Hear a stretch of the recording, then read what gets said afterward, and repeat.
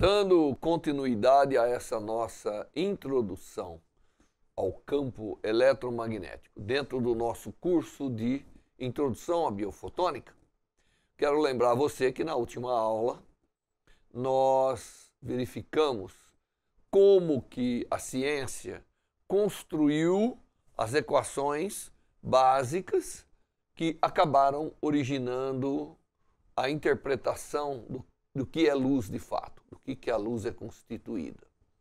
Como eu falei para vocês, né, a eletricidade e o magnetismo, a eletricidade que lida com o campo elétrico, com a força entre cargas, e o magnetismo que lida com o ímã, lida com o campo produzido por correntes elétricas, eles foram se desenvolvendo, personagens importantes participaram desse desenvolvimento, Gauss, Coulomb, Ampère, não é? Faraday e finalmente Maxwell, analisando essas equações, viu que estava faltando um elemento e com isso criou-se um conjunto de equações que rege, na verdade, todos os fenômenos elétricos, magnéticos. E nesse desenvolvimento observou-se que poderia existir certos fenômenos de natureza elétrica e magnética simultaneamente. Então, os fenômenos eletromagnéticos. Muito bem. E uma das consequências deste desenvolvimento do entendimento da eletricidade e do magnetismo foi que as equações indicavam, e são equações baseadas em fenômenos da natureza, então devem estar representando de forma fiel os fenômenos, né, da natureza.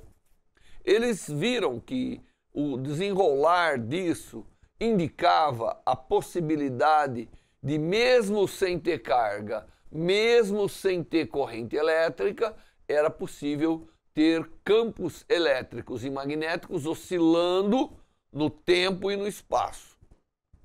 Normalmente as equações são montadas com derivadas, né, com variações espaciais e também variações temporais dos campos elétricos e magnéticos, que são, eu diria assim, as grandezas mais importantes da eletricidade e do magnetismo. O resultado disso é que foi possível estabelecer um fenômeno que seria uma onda, foi através de campos elétricos e magnéticos, né, nós vimos aqui, obtinha-se um conjunto de equações que previa a equação de uma onda que era simultaneamente de natureza elétrica e magnética. Maxwell, com toda a sua esperteza, essa onda propagava-se com propriedade que depende das características elétricas e magnéticas do meio, que são representados por duas constantes, né? A permissividade magnética e a constante dielétrica do meio.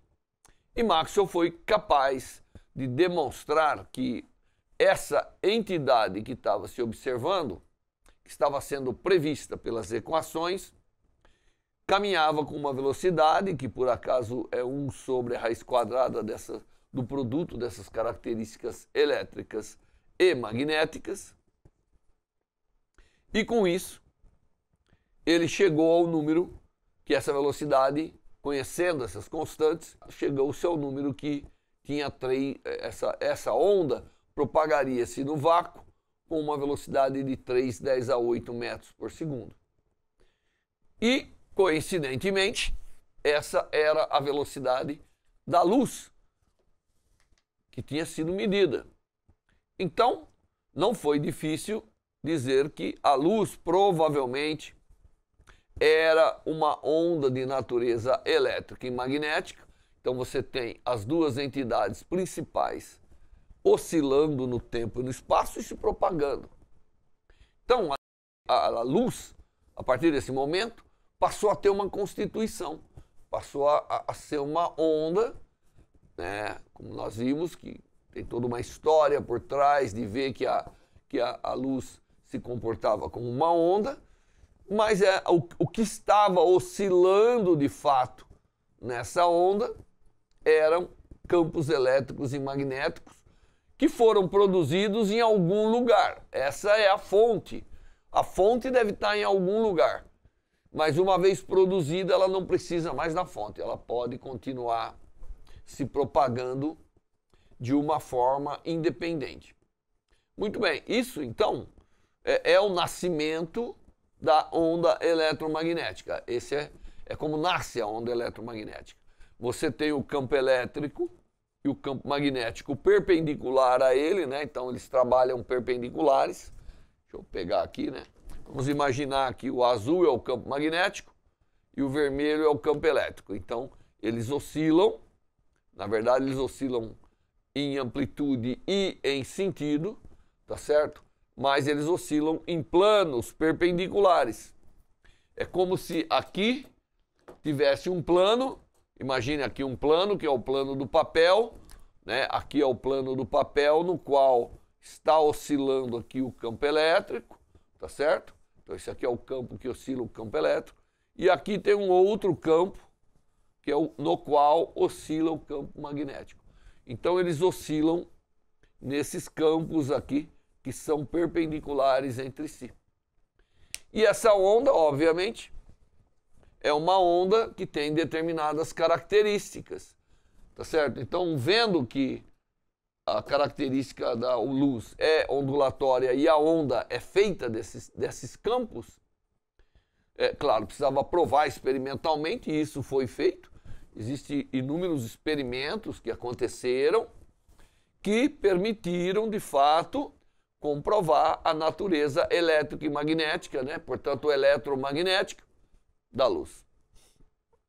Muito bem. Então você tem aqui, agora nós temos uma entidade que é a luz e que trabalha aqui com campos elétricos e magnéticos. Como eu disse na última aula, né, o fato da luz ter natureza elétrica e magnética permite que a gente estude como que ela interage com a matéria, que é uma das coisas que nós precisamos fazer aqui num curso de biofotônica, que vai usar essa natureza da luz, vai usar essas características exatamente para entender como você pode fazer efeitos sobre a matéria. Como a matéria, e nós vamos ver com algum detalhe, ela é feita de cargas, então, juntamos todos os ingredientes necessários para entender essa interação. Tá certo? Você tem campos elétricos e magnéticos que interagem com cargas em movimento ou estáticas e também vai interagir com propriedades magnéticas, que são como pequenos ímãs, que a nível da matéria são os spins, são os momentos magnéticos que nós teremos na matéria. Então, agora sim, nós temos reunido aqui todos os elementos para que a gente entenda como que essas ondas oscilando nesses planos vão, de fato, dar as características não apenas da luz, não apenas entender melhor a luz, como que ela tem as características que tem, né? Porque para poder usar é importante que a gente entenda as características dela, mas também que efeitos ela tem, principalmente na matéria viva, que é o que nós queremos fazer nesse curso de biofotônica. Muito bem, uma vez instituída e provado que a luz é de natureza elétrica e magnética, então, bom, agora nós sabemos, se a gente sabe como que eletricidade e magnetismo se comportam na matéria, e isso já estava crescendo mesmo antes dessa descoberta do próprio Maxwell, nós temos que de alguma maneira, definir parâmetros que me permitam estudar ou trabalhar com a luz de uma forma mais tranquila. O campo que vai ser mais importante para a gente em muitas situações é o campo elétrico, e isso porque a natureza elétrica da matéria, né, os elétrons, o núcleo, é o que interage fortemente. Então, nós vamos lidar muito com isso. Mas estão sempre juntos o campo elétrico e magnético na natureza da luz. Muito bem. Agora, você tem a onda. Quando a gente fala de onda, nós estamos falando de algo que, se por acaso eu congelar, né, se eu tirar uma foto no espaço, eu vejo, imagine que eu tenho essa onda se propagando numa direção Z, e o que eu vou ver se eu tirar uma foto é esse campo elétrico ficando positivo ou negativo, né? Ele vai crescendo. Essa aqui que eu estou representando é a amplitude total, ou o valor total do campo elétrico como função da posição. E ele se repete. Aí caracteriza a oscilação. Tá certo? O máximo que ele pode chegar é chamado de amplitude. Então, o que é amplitude do campo eletromagnético? É o valor máximo do campo elétrico ou do campo magnético. Tá certo? A distância que demora para percorrer no espaço e voltar, então o campo está assim, ele vai diminuindo, inverte e volta. Essa distância é chamada comprimento de onda. Essa é a primeira grandeza importante que nós vamos utilizar para caracterizar o comprimento, a radiação. É o comprimento de onda.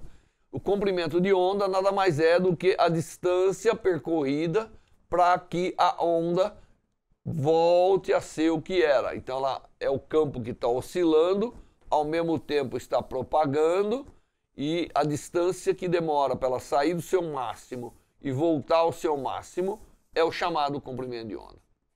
E isso é importante. O comprimento de onda é algo que nos dá uma escala, nos dá uma dimensão, um comprimento que caracteriza essa oscilação, que vai ser importante.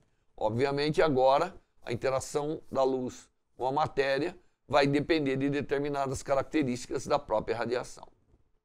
Então, a periodicidade espacial dessa onda que se propaga, às vezes ela vai estar também confinada num ambiente, ela não se propaga, né? É o que nós vamos chamar de ondas estacionárias.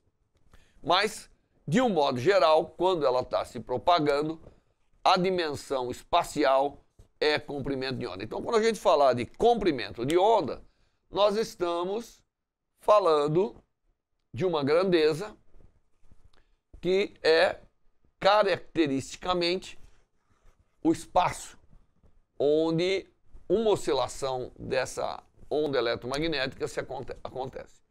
Mas, se eu me fixar num ponto, se eu parar num ponto, então eu agora congelei o espaço, né?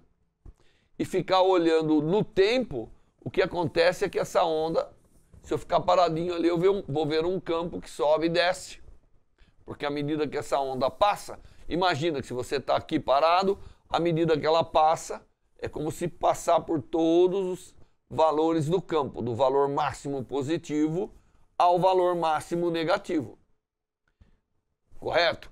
Então, de fato, no tempo, a amplitude ou o valor do campo também está oscilando entre o máximo e o mínimo. E a frequência com que isso acontece é a chamada frequência da radiação eletromagnética, que a gente vai chamar de F aqui, para simplificar.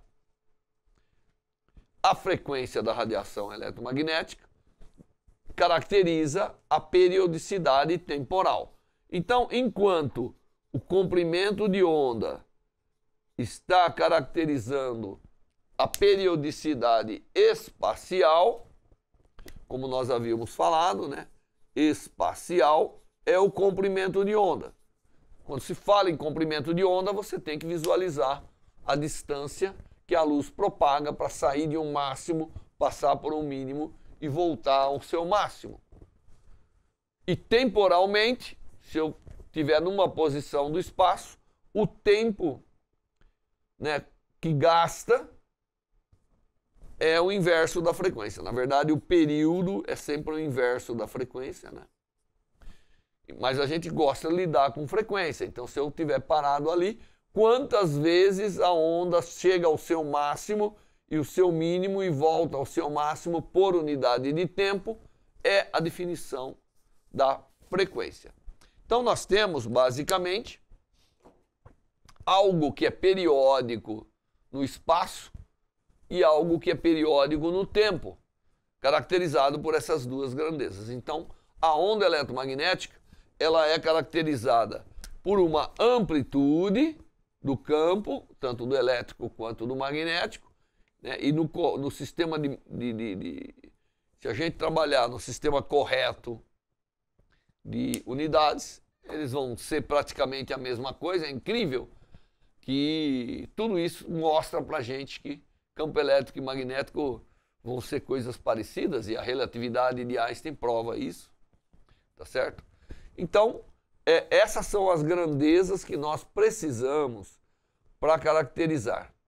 Então, agora eu tenho aqui, obviamente, que para lidar com a luz, eu tenho que criar uma forma, né? uma equação ou uma função que represente esses campos, porque aí eu vou poder lidar com ele de uma forma mais prática para entender o que está acontecendo. Eu não posso, cada vez falar de luz, desenhar essa curva, essa onda. Eu tenho que, de alguma maneira, lidar com uma função que me ajude. Muito bem. Quais são as funções matemáticas que são criadas para nos ajudar a representar coisas que oscilam e, né, ficam oscilando entre máximos e mínimos? Se você lembrar aí dos seus cursos lá do ensino médio, você vai lembrar que são as funções trigonométricas. A função trigonométrica é uma função que ela representa como se fosse o ângulo, né? E esse ângulo vai variando de 0 até 2π, e aí continua. À medida que isso evolui, ele vai repetindo o valor das grandezas. Então, a representação dos campos que compõem a luz são feitas utilizando funções trigonométricas. A gente vai pegar o cosseno, mas na verdade poderia se usar seno também, ou até a composição deles. E a função trigonométrica é interessante porque se eu apagar aqui, se eu esquecer o tempo momentaneamente, então eu esqueço essa parte, você tem uma função cuja periodicidade vai dar múltiplos de 2π à medida que eu variar a posição. Então, toda vez que a posição variar de lambda, isso aqui volta a ter o mesmo valor, né? Porque quando isso aqui deu lambda, dá 2π. Quando deu 2 lambda, dá 2 vezes 2π, que trigonometricamente é o mesmo valor. Então, as funções trigonométricas são funções apropriadas para que a gente possa lidar com essas ondas, que a gente possa lidar com uma representação matemática das ondas eletromagnéticas. E aí, então, o campo elétrico dessa onda eletromagnética, tá certo? Ele é dado por uma função trigonométrica e tem um vetor, porque o campo elétrico é um vetor, é uma grandeza vetorial. Isso aqui nós chamamos da polarização da onda, nada mais é do que a direção. Polarização de uma onda nada mais é do que a direção do campo elétrico, por convenção. E o campo magnético, que é perpendicular a ele, também está oscilando na mesma periodicidade espacial, portanto é representado pela mesma função trigonométrica, tá certo? E aí, o que você tem aqui é uma representação. Se eu esquecer a parte espacial, você vê aqui que trata-se, o sinal para o cosseno não é importante, de uma função que tem uma variação temporal com a frequência f. sempre vai aparecer esse 2π, porque agora nós estamos usando uma função que é para representar ângulo. E toda vez que der uma oscilada na onda eletromagnética, é como um ângulo que percorreu um valor de 2π. Então eu tenho que introduzir essa notação. Tá certo? Normalmente eu uso uma unidade de comprimento para o comprimento de onda, obviamente, e uso a tradicional unidade de frequência, que é o Hertz. Tá bom? E agora aparecerá multiplicado aqui pelos 2π. E isso então nos dá uma frequência espacial como se fosse angular e uma frequência temporal também como se fosse angular. Mas essa é a forma da gente representar os campos elétricos e magnéticos. Aqui estão as amplitudes, que são os valores máximos que serão atingidos e que determinarão determinadas propriedades do campo eletromagnético. Essas amplitudes, tá certo? Como eu disse, a amplitude, junto com o comprimento de onda, junto com a frequência, são coisas fundamentais para determinar o campo, para poder representar matematicamente essas oscilações que compõem, dos campos, né, que compõem a luz. Muito bem, então, toda vez que a gente falar de luz agora, nós estamos imaginando um campo que está oscilando de acordo com essa equação. Dessa é a forma mais simples, que é o que a gente chama de uma onda plana. Ela propaga no Z e tem o mesmo valor em todo o plano XY. É uma onda plana. Então, quando a gente falar de onda plana, você tem que imaginar como se fosse um plano infinito que os campos aí oscilam. Então, o fato dela não depender de x e y não quer dizer que ela não exista em x e y. Quer dizer que ela é independente. A oscilação está na direção z e qualquer x e y que você pegue, ela tem uma amplitude, ela tem, né, uma oscilação adequada dessa maneira. Então, essa é a onda plana. Nós não podemos esquecer que nós estamos representando aqui uma onda plana. Plana porque não depende de XY, portanto eu tenho que imaginar um plano em XY, que nesse plano tudo oscila de acordo com essa equação à medida que se propaga em Z. É como você imaginar uma frente, né? É como eu pegar aqui um plano, realmente, eu pegar um plano. Imagina que isso aqui fosse um plano, né? Então ele está assim e ele se propaga, tá certo? Então a propagação do campo oscilando e em todo lugar desse plano o campo existe da mesma maneira. Isso caracteriza a onda plana, tá certo? E essa é a onda mais simples da gente representar. Depois ela vai não ser um plano, vai ser um perfil gaussiano. Tudo isso vem aí de acordo com como a luz é produzida e assim por diante. Muito bem. Bom, então a gente aprendeu que podemos representar a onda eletromagnética por uma função trigonométrica. E ela tem todas as características aí. E às vezes, o que nós gostamos de fazer é simplificar um pouco. Então, 2π sobre lambda, que vai aparecer sempre, nós chamamos de K. Claro que K tem a dimensão inversa de comprimento e chama-se vetor de onda. Então, o K, vetor de onda. Então, aqui eu substituiria tudo isso por K. Então, ficaria cosseno de Kz, tá certo? Da mesma maneira, usar a frequência em Hertz, quando eu multiplico por 2π, ela vira radianos por segundo.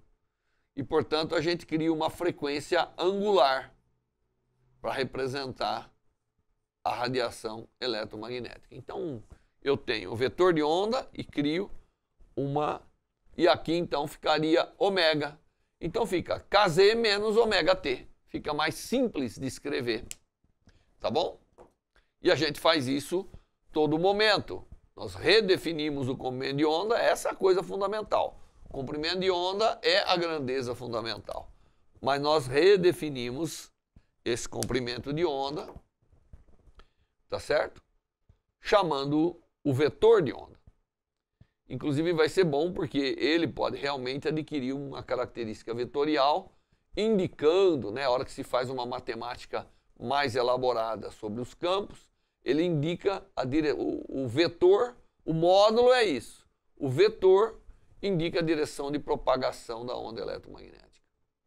E a frequência, tá certo?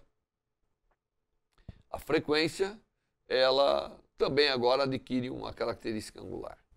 Então nós temos a onda eletromagnética, representada por essas funções, e ela pode ter, obviamente, diferentes valores de frequência e diferentes valores do comprimento de onda. Uma coisa importante para a gente ver aqui é o seguinte: se você falar que isso aqui é constante, então isso aqui é zero, por exemplo.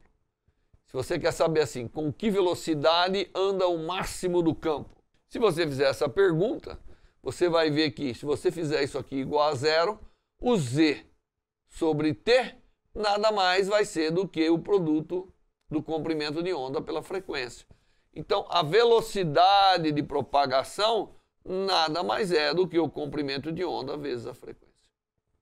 Essa é uma relação também que a gente tem que guardar, de que conhecendo a velocidade, que depende das características elétricas e magnéticas do meio, nós temos a velocidade da onda como o produto do comprimento de onda vezes a frequência. Claro, porque o que a velocidade vai ser exatamente se a onda sai daqui e demora 1 sobre F para chegar até aqui, que é um período, né? Se a onda sai daqui e demora um período para chegar até aqui, que é 1 sobre F, e andou lambda, então lambda dividido por 1 sobre F é a velocidade. Mas lambda dividido por 1 sobre F é exatamente lambda vezes F. E daí nasce essa expressão, mostrando que a velocidade da luz sempre é o produto do comprimento de onda vezes a frequência. Muito bem. Tudo isso é extremamente importante para a gente definir a onda eletromagnética. E a onda eletromagnética, dependendo da frequência e, portanto, do comprimento de onda, que agora estarão casados, ela recebe nomes diferentes. E é isso que eu vou mostrar para vocês agora. Como são os nomes que a radiação eletromagnética recebe à medida que varia o seu comprimento de onda e sua frequência. Bom, aqui está um pouquinho pequeno para você ver, mas aqui em cima eu estou representando o comprimento de onda.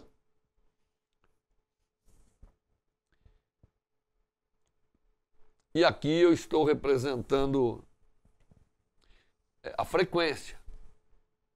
Tá certo? Muito bem.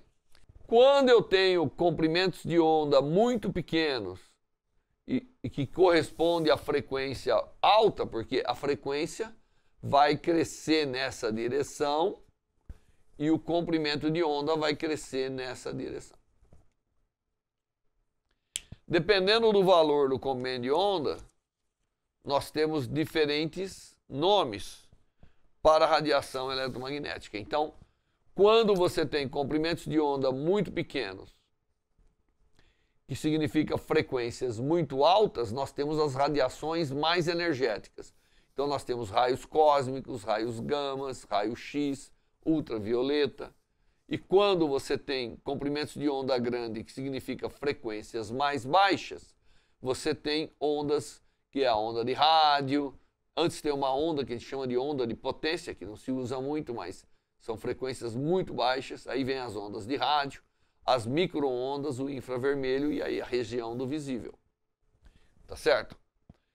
Então, normalmente, quando você começa com a frequência num valor mais baixo, que está aqui, à medida que isso cresce, aqui é 100 Hz. e aqui é 10 a 20 Hz. Não dá para ver muito bem. Mas, à medida que você sai de 100 Hz, 10 ao quadrado, e chega aqui a 10 a 20 Hz, que significa sair de comprimentos de onda praticamente subnanométricos até muitos metros, tá certo? Muitos e muitos metros, você tem radiação com nomes diferentes. Inicialmente a radiação tem aqui ondas muito baixas, frequências muito baixas, que são chamadas ondas de potência. Depois entram as ondas de rádio. Ondas de rádio são de centenas a milhares de quilohertz. Aí entram nos micro-ondas. Os micro-ondas já entram na frequência de milhões a bilhões de hertz de oscilação por segundo. Aí entra no infravermelho, quando à medida que a frequência aumenta, que aí já está chegando aí em centenas de bilhões de hertz de frequência. Aí nessa região entra a luz visível, aí entra acima da luz visível, aumentando a frequência um pouco mais, você tem o ultravioleta, aí depois você tem, aumentando a frequência um pouco mais, você tem o raio-x, aumentando a frequência um pouco mais, você tem os raios gamas, e aumentando a frequência um pouco mais, você tem os raios cósmicos, que são os de maior frequência e, portanto, maior energia, como eu vou mostrar depois. Quando a gente olha a luz visível, nós temos... ela está numa faixa muito estreita aqui, e ela vai, obviamente, do infravermelho próximo, que é comprimento de onda da ordem de 700, até praticamente 400, percorrendo a luz infravermelho próximo até começar a chegar no ultravioleta. E quando chega no ultravioleta, o ultravioleta tem uma classificação também dependendo do comprimento de onda. Normalmente o ultravioleta vai começar quando a gente tem comprimentos de onda da ordem de 400, nessa unidade que eu já vou falar, que é o nanômetro. E esse é o chamado ultravioleta A. Depois, diminuindo o comprimento de onda, que aumenta a frequência, nós temos o ultravioleta B, entre 315 a 280, mais ou menos. Aí nós temos o ultravioleta C, que tem aqui dentro da sua região o 250 nanômetros, que é o comprimento de onda que consegue matar vírus, bactérias com eficiência. E se você for mais baixo, nós temos o chamado ultravioleta de vácuo, que vem abaixo dos 200 nanômetros de comprimento de onda.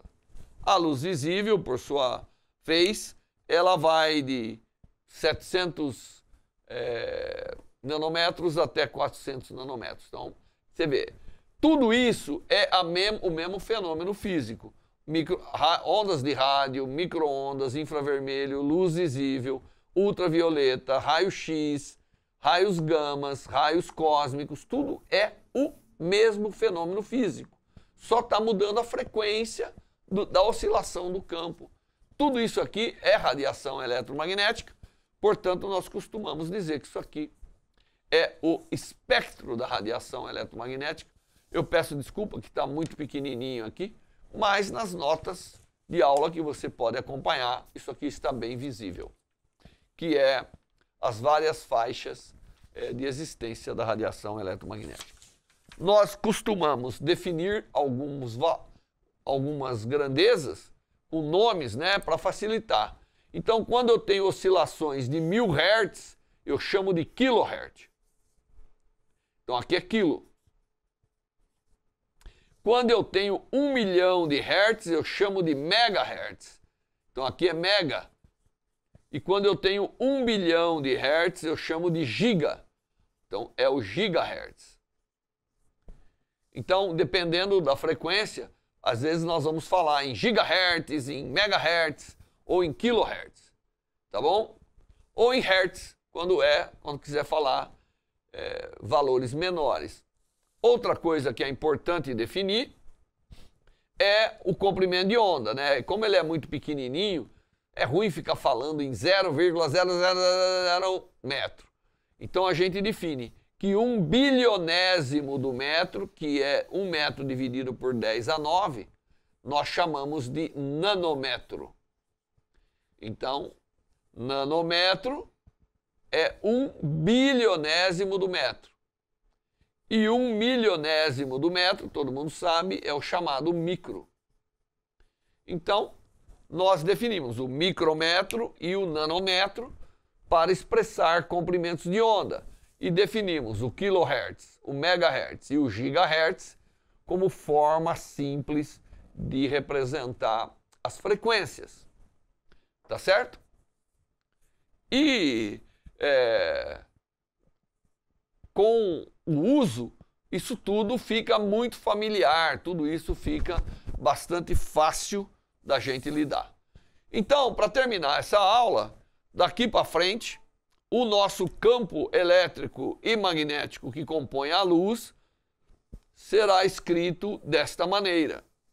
Terá uma amplitude, terá uma frequência espacial que será representada pelo vetor de onda, que é 2π sobre o comprimento de onda, terá uma frequência angular e terá uma fase. A fase é importante porque eu não sei que horas eu comecei a medir, então para representar matematicamente a hora que eu comecei a medir a luz, isso aqui poderia não estar nem no máximo nem no mínimo, então a gente coloca um ângulo fixo aqui, que é a fase que define qual é o valor do campo quando t igual a 0 ou x igual a 0. Aqui eu botei agora uma radiação propagando na direção x. Então, uma onda que está se propagando na direção x tem os seus campos escritos após todas essas definições que eu dei dessa maneira.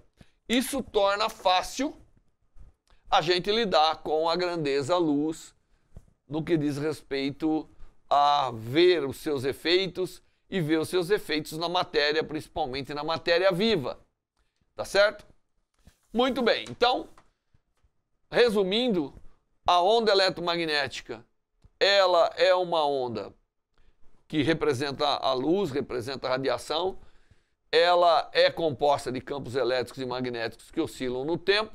A velocidade com que ela propaga vai depender das características magnéticas e elétricas do meio, porque afinal são campos elétricos e magnéticos. Ela tem uma amplitude, ela pode ser representada por uma função trigonométrica, que vai ser normalmente o que nós vamos fazer nesse curso, embora em cursos mais elaborados de eletromagnetismo ou de física se usa uma notação complexa, um pouco diferente. Mas nós temos isso. E o que é interessante é que a radiação eletromagnética, na verdade, é um fenômeno único que representa muitas grandezas que nós temos na natureza, como é o caso das ondas de rádio, micro-ondas, infravermelho, luz visível, ultravioleta, raio-x, raios cósmicos, são tudo representado pela mesma entidade física, só que vai ter efeitos diferentes sobre a matéria, efeitos diferentes sobre o tecido biológico, sobre as moléculas, como nós vamos ver depois. Bom, aqui nós terminamos. Na próxima aula vamos elaborar um pouco de como que a luz é produzida, que são as fontes de luz. Com isso a gente acaba encerrando um pouco essa base da radiação eletromagnética. Aí vamos ver de fato como que ela interage com a matéria para tentar entender a fundo todos os fenômenos que a gente trabalha em biofotônica. Até a próxima aula.